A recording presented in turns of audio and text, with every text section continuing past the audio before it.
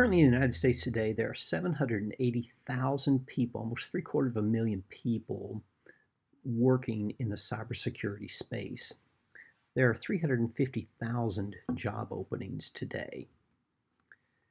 We think that by 2021, there will be 3.5 million positions unfilled in the United States alone for cybersecurity.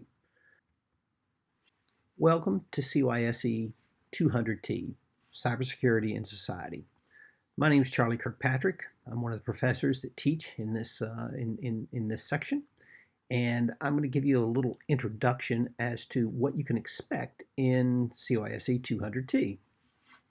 Here at ODU, we take very much a multidisciplinary approach to cybersecurity.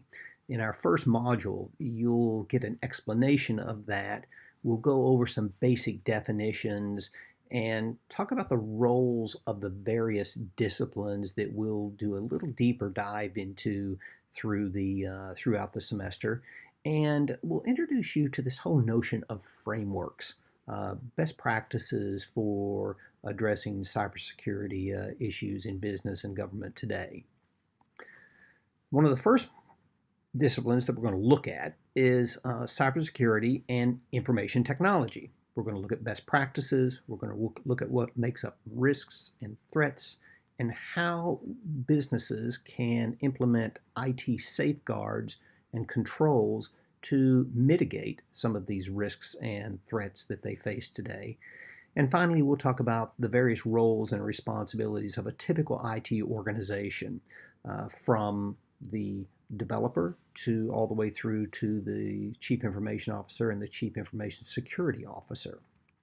Next, we'll look at the business aspects of cybersecurity.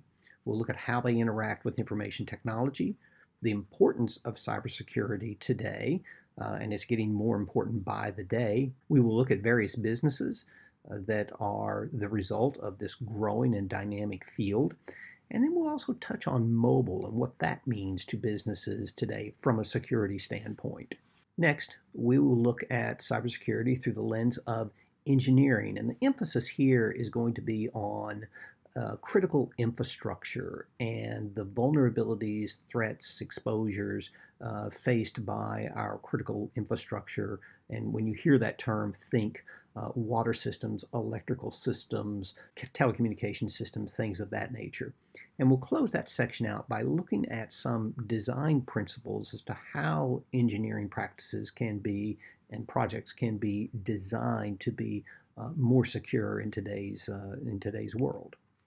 Next, we'll look at cybersecurity from a computer science standpoint, and we'll get into some of the nuts and bolts of authorization routines, what encryption is, and some examples of encryption routines, and look at various attack vectors and some of the countermeasures that we can put in place from a computer science standpoint to help mitigate those attack vectors. Next, we'll examine cybersecurity from a criminal justice standpoint, looking at how the laws are being changed by the constant growth of technology and how those laws sometimes aren't keeping up with the growth in technology. We'll look at different types of cybercrimes and have some robust discussions as to the impact of cybercrime on society today. Finally, we'll close the semester out with a discussion of the philosophical aspects of cybersecurity and technology in general on society.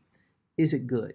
Is it bad? Well, the truth is there's a lot of gray areas there. But we'll look at individual responsibilities, corporate responsibilities, societal responsibilities as it pertains to cybersecurity today. In this class, you'll be responsible for producing a number of what we call free write journal entries. These are topics that we'll have weekly throughout the semester where you'll write a brief one-page, 300-word or so diary entry. Think of it as a journal or a diary entry, and submit that through Blackboard for grading purposes. You will also write an analytical paper at the end of the semester. And that analytical paper is going to be based primarily on the previous writings that you've had throughout the semester, and that will be turned in towards the end or at the end of the semester. You will also In this class, you'll be introduced to the whole notion of an e-portfolio. Think of an e-portfolio as an electronic collection of your work while you're here at Old Dominion University. And where I want to be able to take this for you is this should be a collection of the best that you have to offer for future employers. So think of it as a start to a very robust LinkedIn account. If you're not on LinkedIn now, you probably should be, because if you're not on LinkedIn, you really don't exist in the corporate world. We're going to give you a head start into LinkedIn. You will learn the inner workings of WordPress, because that's the tool that you're going to be using to do your ePortfolio, and WordPress powers many of the websites that are on the internet today. So you'll get a good start on some key web technologies and learn how to put together a portfolio of your best work.